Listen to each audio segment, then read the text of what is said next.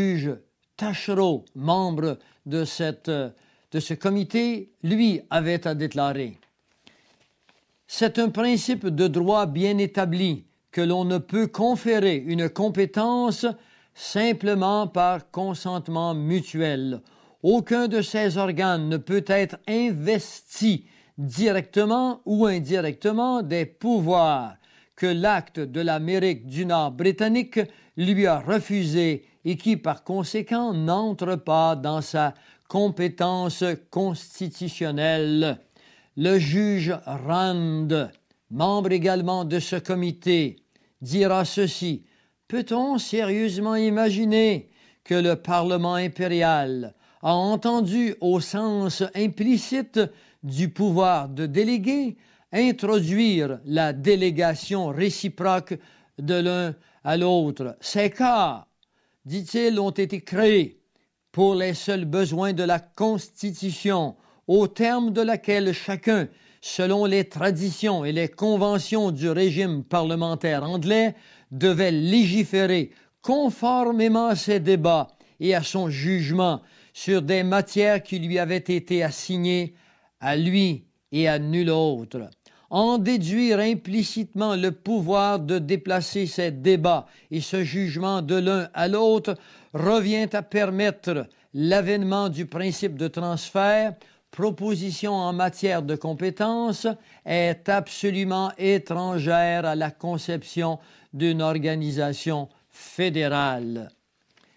À cela, ajoutons, pour vous épargner du temps, et épargner de longues lectures, les juges Kerwin, les juges Kellock, Esty et Fauteux rendirent aussi chacun des opinions entièrement concordantes. Lord Watson ajoutera: « Le Dominion ne peut donner ou abandonner compétence à la province. Le Parlement provincial ne peut donner compétence législative au Parlement du Dominion. » Cela rend très clair le fait que les compétences du provincial, qui sont exclusives au provincial, ne peuvent être déléguées au fédéral, et les pouvoirs exclusifs du fédéral ne peuvent être délégués au provincial. La taxation directe appartient uniquement aux provinces, et le fédéral est en mépris de cour lorsqu'il collecte encore des impôts qui sont sous la juridiction et la compétence provinciale. Et à ceci, ajoutons maintenant des documents supplémentaires. Dans un document appelé Tax Collection Agreement, la section 8 de l'acte d'arrangement fiscal provincial nous dit ceci: l'acte d'arrangement fiscal provincial donne pouvoir au ministre des Finances de conclure des arrangements de collection avec les provinces qui imposent aux individus et aux corporations. Mais il y a plus encore. M. Robert Marquis X, comptable agréé de Revenu Canada, dans une discussion qu'il eut, ou dans des documents par poste qu'il eut avec M. Jim Denning, alors trésorier provincial pour l'Ontario, reçut de ce dernier un document qui est fort intéressant. Il lui dit ceci, il lui dit: la collection ou l'imposition, l'accord de la collection de l'imposition, plus formellement appelé le mémorandum sur l'accord de l'administration fédérale des finances, datant de 1961. L'accord couvre les impôts personnels pour toutes les provinces à l'exception du Québec. Le Québec, l'Ontario et l'Alberta collectent leurs propres taxes des corporations. Le gouvernement fédéral collecte les taxes des corporations en provenance d'un accord fait avec les autres provinces. Le Québec est donc exclu de cette collection d'impôts.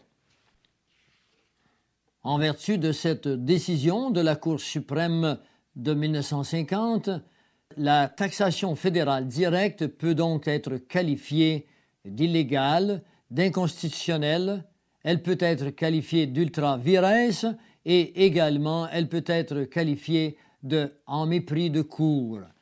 Combien de fois n'entendons-nous pas dire par des citoyens ou des hommes d'affaires qui se plaignent qu'après avoir payé leurs impôts, il ne leur reste plus rien? Combien d'hommes d'initiative ont perdu toute motivation au travail ou à l'expansion dans le domaine des affaires, dû au fait que le fruit de leur travail est perdu par des impôts qui les conduisent souvent, hélas, à la faillite, parfois perdant tout jusqu'à la résidence qui constitue le patrimoine essentiel à la vie familiale.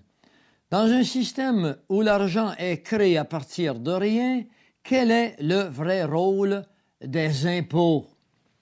En 1946, dans un journal titré American Affairs, Birchley Rummel, alors président de la Banque fédérale de réserve de New York, écrivit un article des plus révélateurs. Rummel est celui qui avait mis au point le système de retenue automatique durant la Deuxième Guerre mondiale. Il était donc évidemment bien qualifié pour parler de la nature et du but de l'impôt sur le revenu. Son texte avait pour audacieux titre « Les impôts sur le revenu sont dépassés ». Rummel expliqua qu'étant donné que la Banque fédérale de réserve peut créer tout l'argent que le gouvernement a besoin à partir de rien, il ne lui reste plus que deux raisons pour prélever les impôts. La première était de combattre l'élévation des prix en réduisant chez les gens leur pouvoir d'achat. La deuxième raison, selon Rummel, est la redistribution de la richesse d'une classe vers l'autre. Cela doit être fait, dit-il, au nom de la justice et de l'équité sociale.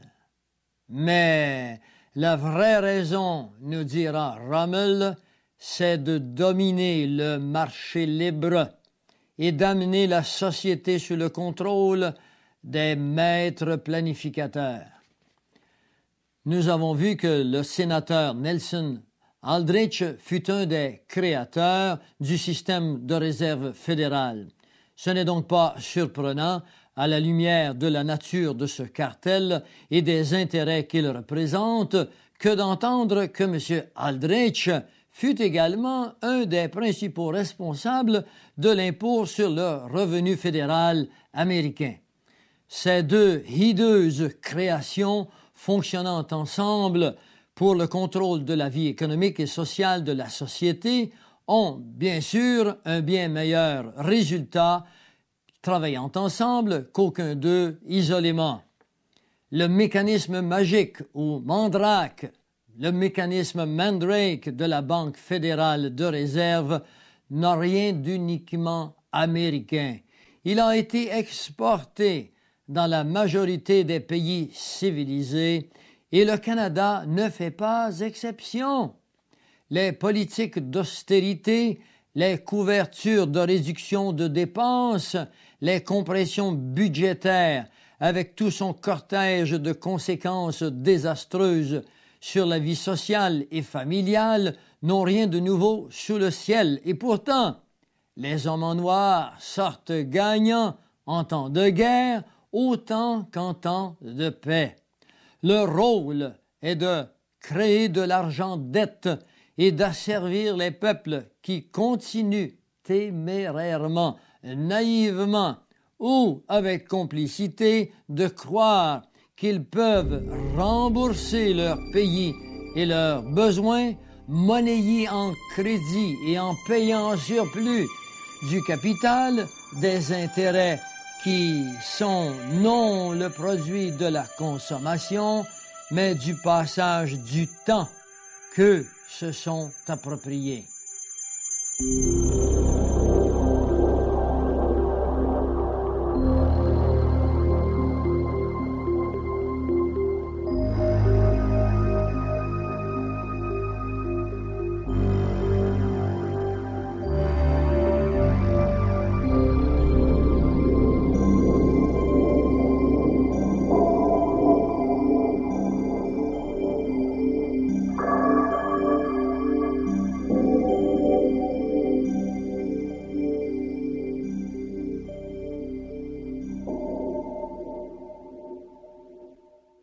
Les quartiers maîtres du Fonds monétaire international sont localisés à Washington, D.C. De l'autre côté de la rue se retrouve la Banque mondiale.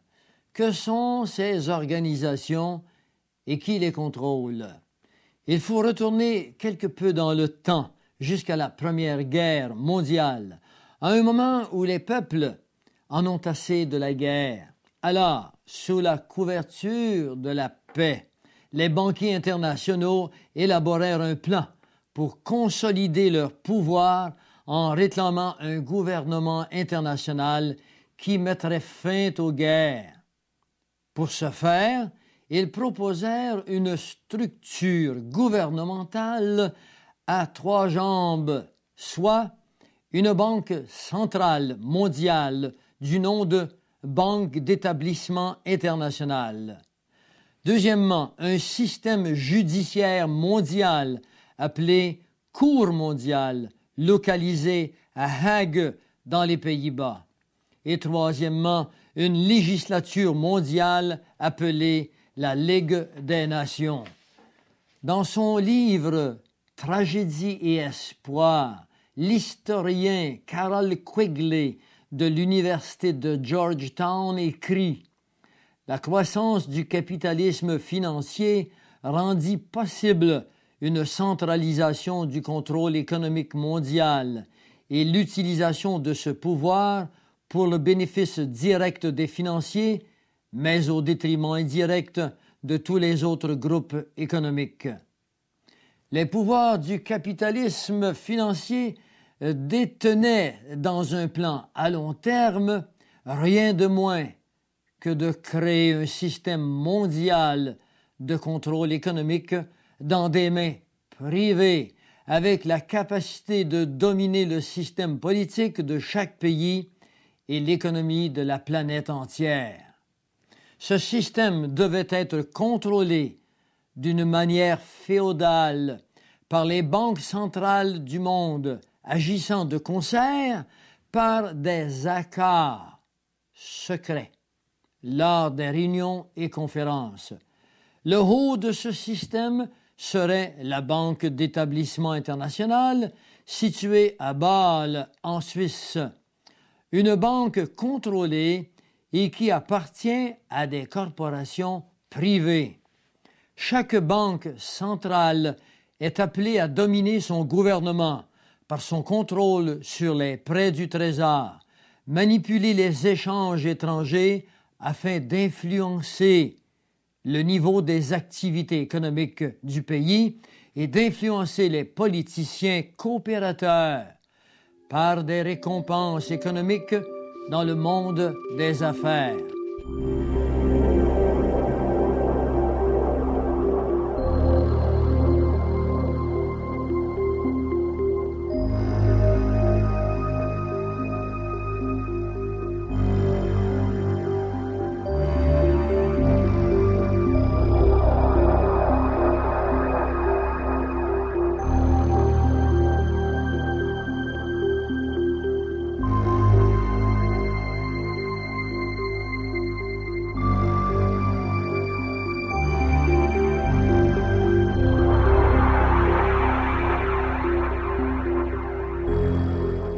Les États-Unis résistèrent aux pressions jusqu'en 1994. La Banque pour l'établissement international demeura secrète et cachée. Ils occupent maintenant une bâtisse circulaire de 18 étages connue sous le nom anglais de The Tower of Babel, pour être semblable à The Tower of Babel, qui ne se dit pas malheureusement en français, puisqu'il s'agit de la tour de Bâle, à l'épreuve complète du feu et des explosions atomiques, avec sa propre hôpital et 20 000 de long d'archives souterraines. En 1944, à Bretton Woods, New Hampshire, on approuva le Fonds monétaire international et la Banque mondiale. La deuxième Ligue des Nations, redéfinie ou renommée Nations Unies, fut approuvée en 1945. Toutes les oppositions d'avant la guerre s'étaient, comme par magie, évaporées, telles que planifiées, bien sûr, modelées sur le statut souverain de la Cité à Londres. Le Fonds monétaire international jouira de la totale immunité des procédures judiciaires. Ses propriétés et ses avoirs, où qu'ils soient, seront immunisés de confiscation, de fouilles, d'expropriation, de saisie par toute forme législative ou exécutive. Ses officiers et son personnel seront immunisés contre toute procédure légale. Aucune taxation ne sera prélevée. Le bonheur parfait. La Banque mondiale ainsi que la Banque d'établissement international se voient sous de tels privilèges, quasiment les mêmes que vous et moi. Ces nouvelles organisations ne sont que des répétitions, des copies conformes à l'échelle mondiale de ce que fut l'acte de la Banque fédérale de réserve de 1913 et l'acte bancaire de 1935. Ils ont créé un cartel bancaire composé des banques centrales mondiales en prenant graduellement le contrôle et le pouvoir de dicter les politiques de crédit aux banques nationales. Avec de tels contrôles, le FMI, le Fonds monétaire international, la Banque d'établissement international et la Banque mondiale peuvent contracter ou expansionner les crédits au monde entier selon les caprices et les intérêts de leur vouloir. Ceci signifie également, surtout depuis l'accord du 8% de réserve bancaire de 1988 dans une petite ville de la Suisse nommée Bâle, que par quelques manigances habiles, un homme pourrait arriver à dominer ce petit groupe de dictateurs.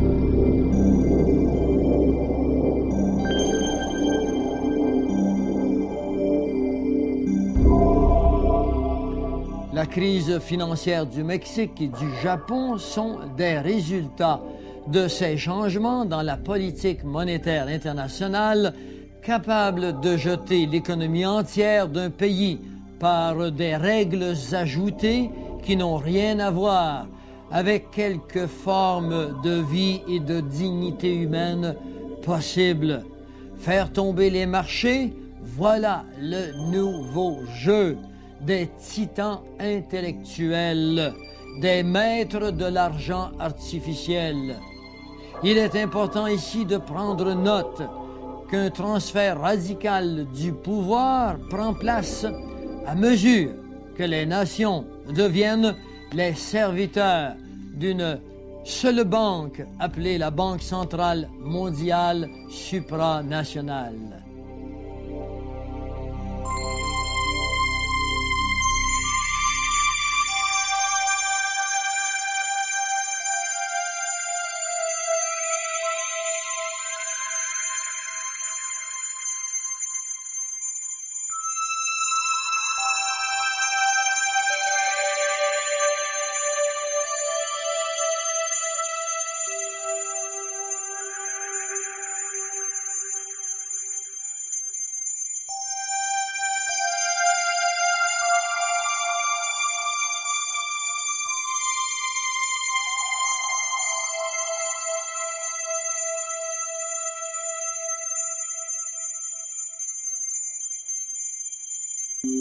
Cette pénétration des nations souveraines et indépendantes par les créateurs d'argent a une longue tradition.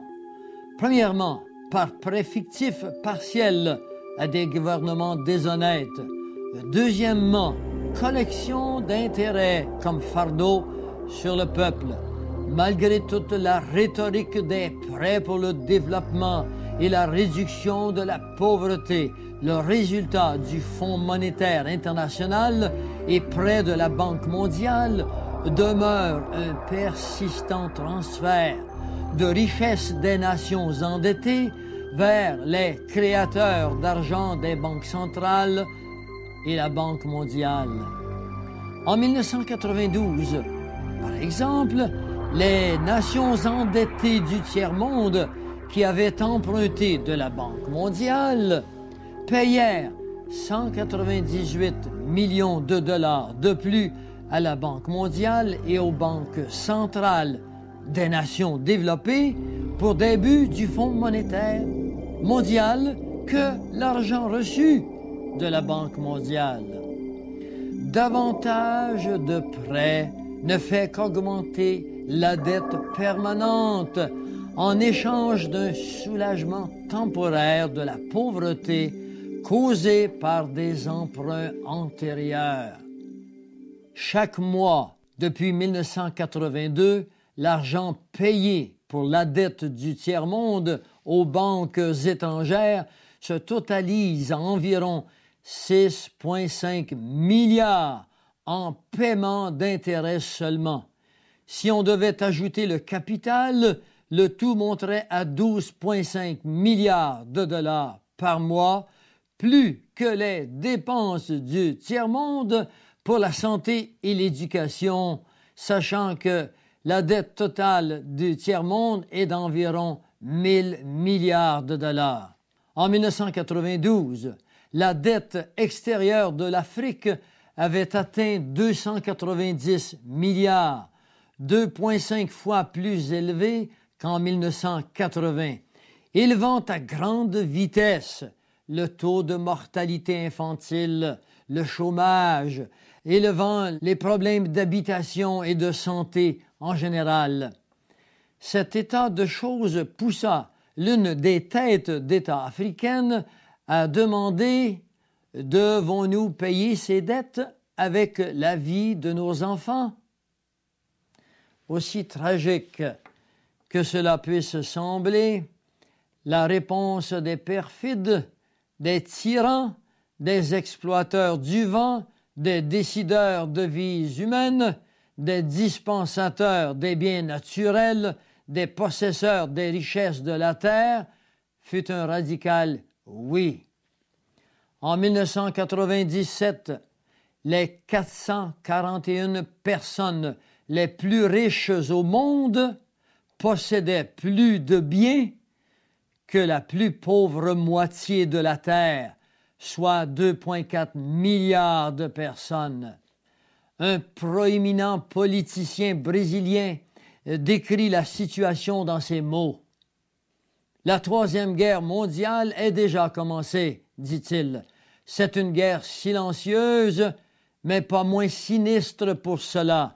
Cette guerre est à abattre le Brésil, l'Amérique latine et pratiquement tout le tiers-monde. Au lieu des soldats qui meurent, ce sont des enfants. C'est une guerre sur la dette du tiers-monde, une guerre dont l'arme principale est l'intérêt sur l'argent.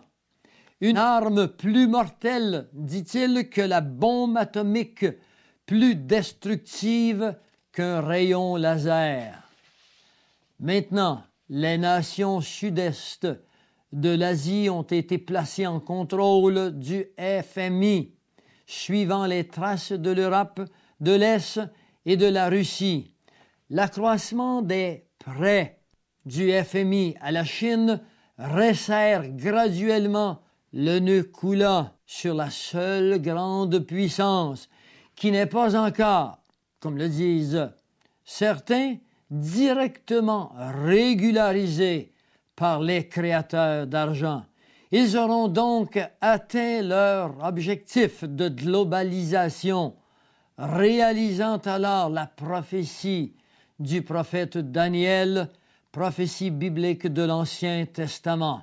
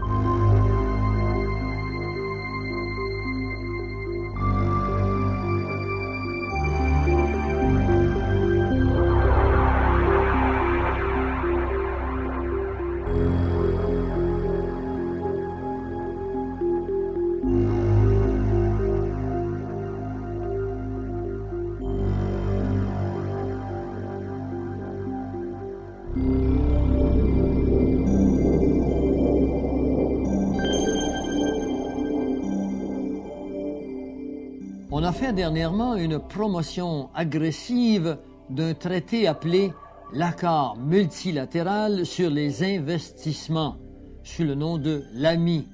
Cet accord a été négocié dans le plus grand secret par l'OCDE, c'est-à-dire l'Organisation pour la coopération économique et de développement. Cette organisation comprend 29 nations et a ses assises à Paris. Elle prend ses sources au Conseil américain pour les affaires internationales qui recruta alors le gouvernement des États-Unis comme cheval de départ. Elle gagnera alors le support des banques internationales et des corporations multinationales. L'AMI n'est pas autre chose que l'action camouflée, mais envahissante des globalistes. C'est une sorte de charte des droits pour les banquiers internationaux ainsi que les corporations multinationales